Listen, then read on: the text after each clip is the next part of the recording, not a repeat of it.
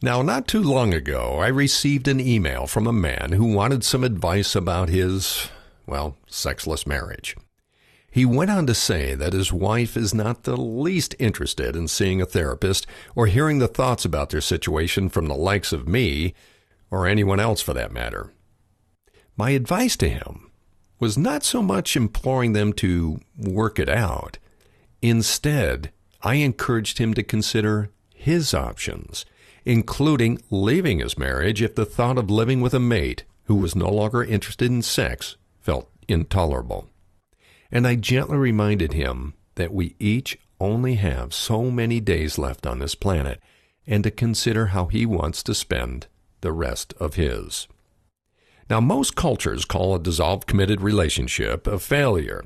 Instead, here's a way to look at relationship success and failure from an entirely new and empowering perspective, one that leads to much greater overall lasting fulfillment.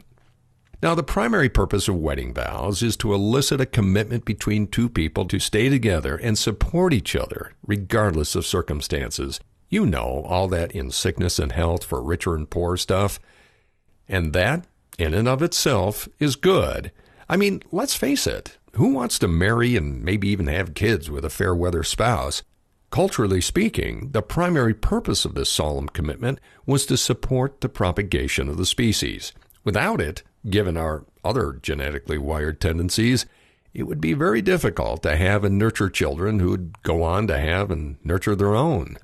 So I'm cool with all that, when the circumstances in question are external to the relationship.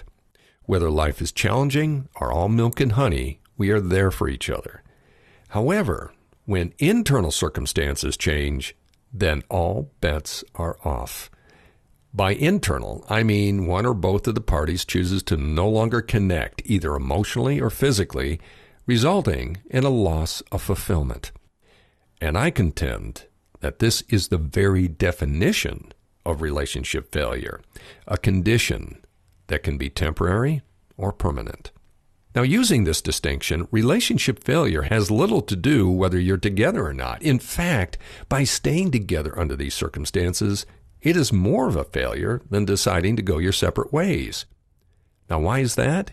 Because the condition of loss of fulfillment with the other person no longer exists, and the possibility of enjoying it with someone else is now available to you.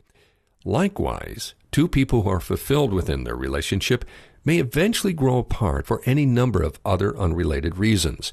Ending the togetherness before it devolves into a lifeless quagmire of disconnection is the relationship equivalent of retiring while you're at the top of your game. Yet, there are powerful cultural and visceral forces that tend to keep a couple joined when they really have no business being so. As human beings, we are wired, both genetically and culturally, to strive to master our survival needs first before pursuing higher-level needs like, relationship fulfillment. Given this, is it any wonder that so many couples stay together even though they are completely unfulfilled? Another way of saying this is that most people prefer the certainty of their misery rather than risk the misery of uncertainty that comes with separation. This assumes, of course, there is little, if any, chance of regaining fulfillment with each other. By staying together, they feel their survival needs are less endangered than if they took the chance for fulfillment with someone else. Yet, ironically, it is the willingness to embrace uncertainty within an intimate relationship that provides it the greatest possibility of remaining successful.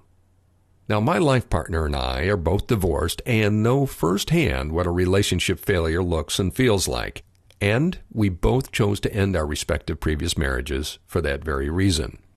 After being together for almost 4 years, our emotional, physical, and spiritual intimacy continues to grow tremendously. This has resulted in the sense of continuing fulfillment beyond anything either of us have previously experienced, yet we are not likely to ever get married or say those, tear-inducing vows.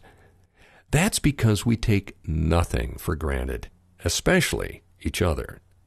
We embrace the uncertainty of our relationship with open arms, no matter how uncomfortable it can be. We also reaffirm our commitment to our union every day by consciously being vulnerable, authentic, and open-hearted for each other. Vulnerability, authenticity, and open-heartedness are the three pillars that support our very strong foundation of emotional intimacy, a quality that unfortunately is missing in nearly all relationship failures as defined by the loss of mutual fulfillment. Now here's the thing. We are both acutely aware that despite how deep our current bond is, there may come a day to move on for purposes of our respective personal growth. If this does happen, I know it will be in the spirit of unconditional love and support for each other. And we don't hide from this possibility. Instead, we consciously acknowledge it every time we meet, which is a most powerful reminder to show up for the other as fully and authentically as possible. By fully facing this typically avoided relationship fear on an ongoing basis, we remove much of the charge around it, and in so doing, it frees us up to explore far more possibilities for our relationship that otherwise would remain hidden behind the curtain of fear. And that, my friend, is the most fertile ground for lasting relationship fulfillment one is ever likely to find. Thank you for joining us for another episode of Extraordinary Intimacy with Michael J. Russell. For all speaking, media interviews, and workshop inquiries, go to michaelrusselllive.com. For private intimacy coaching, send an email to coaching@michaelrusselllive.com.